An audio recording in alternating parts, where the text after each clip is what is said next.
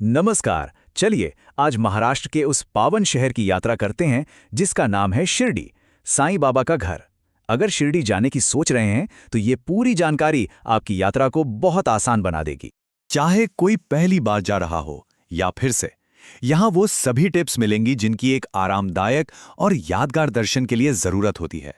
तो फिर चलिए शुरू करते हैं। देखिए, हम अपनी बात की शुरुआत करेंगे कि शिरडी कैसे पहुंचा जाए, फिर रहने और खाने की सबसे अच्छी जगहों पर बात करेंगे। उसके बाद मंदिर परिसर में कैसे घूमना है, आसपास और क्या देखने लायक है, और हाँ, सबसे आखिर में आपका बजट और कुछ बहुत जरूरी सुझाव। तो सबसे पहला सवाल, शिरडी पहुंचा कैसे जाए। देखिए, सबसे आसान और बढ़िया तरीका है पुणे या मुंबई से बस लेना, क्योंकि सीधी फ्लाइट्स और ट्रेनें उतनी सुविधाजनक नहीं हैं। यहाँ एक सीधा सा हिसाब है। मुंबई से दूरी थोड़ी ज्यादा है और किराया भी थोड़ा ज्यादा लगता है। वहीं पुणे से सफर करीब 5.5 घंटे का है, जो कि काफी आरामदायक रहता है।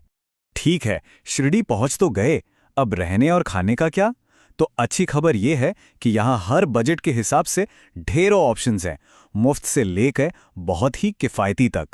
अगर बजट थोड़ा टाइट है तो डॉर्मेटरीज एक शानदार विकल्प है। मतलब सोचिए, सिर्फ 300 रुपए में 3 बेड वाला कमरा मिल सकता है। इससे सस्ता और क्या ही होगा।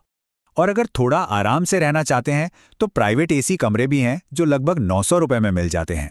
और हाँ, नॉन एसी कमरे तो और भी सस्ते, करीब 500 से 600 रुपए में भी मिल जाते हैं। एक और बहुत ही बढ़िया ऑप्शन है ऑफिशियल मंदिर ट्रस्ट का आवास। ये न सिर्फ किफ़ायती है, बल्कि इसमें मंदिर तक आने जाने के लिए मुफ्त शटल सर्विस जैसी जबरदस्त सुविधा भी मिलती है।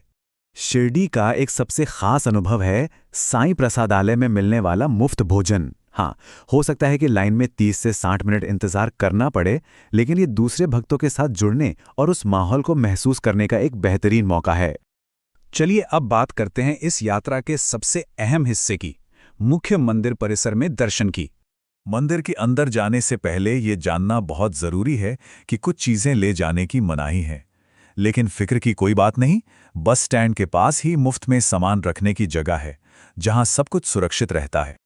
सही समय चुनना बहुत मायने रखता है। अगर वीकेंड की जगह वीकडेज में जाने की प्लानिंग हो तो 2 घंटे का इंतजार सिर्फ 10-15 मिनट में बदल सकता है। मंदिर सुबह से लेकर देर रात तक खुला रहता है और दिन भर में 3 मुख्य आरतियां होती हैं। ये बहुत ही शक्तिशाली पल होते हैं और इनमें शामिल होना अपने आप में एक अविश्वसनीय अनुभव है। द्वारका माई ये परिसर के अंदर एक बहुत ही खास जगह है। ये वही मस्जिद है जहां साईं बाबा 60 साल तक रहे, अपने हाथों से भक्तों के लिए खाना बनाया और उन्हें आशीर्वाद दिया। यहाँ की हवा में ही इतिहास और श्रद्धा महसूस होती है। तो मुख्य मंदिर के दर्शन के बाद शिरडी में और क्या क्या है देखने के लिए, चलिए आसपास की कुछ और जगहों पर भी एक नजर डालते हैं। इस मंदिर का एक अलग ही ऐतिहासिक महत्व है, क्योंकि जब साईं बाबा पहली बार शिरडी आए थे तो यही वो पहली जगह थी जहां उनका स्वागत हुआ था। अगर परिवार या बच्चों के साथ यात्रा कर रहे हैं तो साईं तीर्थ डिवोशनल थीम पार्क एक बिल्कुल अलग अनुभव देता है।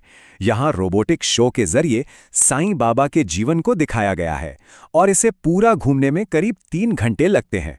ये एक मजेदार और ज्ञान बढ़ाने वाली जगह है। ठीक है, तो अब तक की सारी बातों को एक साथ समेटते हैं। चलिए अब बजट पर बात करते हैं और एक शानदार यात्रा के लिए कुछ आखिरी लेकिन जरूरी टिप्स पर नजर डालते हैं। ये 4 सेवाएं असल में दिखाती हैं कि शिरडी की तीर्थ यात्रा कितनी आसान बनाई गई है। मुफ्त सामान, घर, खाना और शटल सर्विस के साथ कम बजट में भी बहुत आराम से यात्रा की जा सकती है।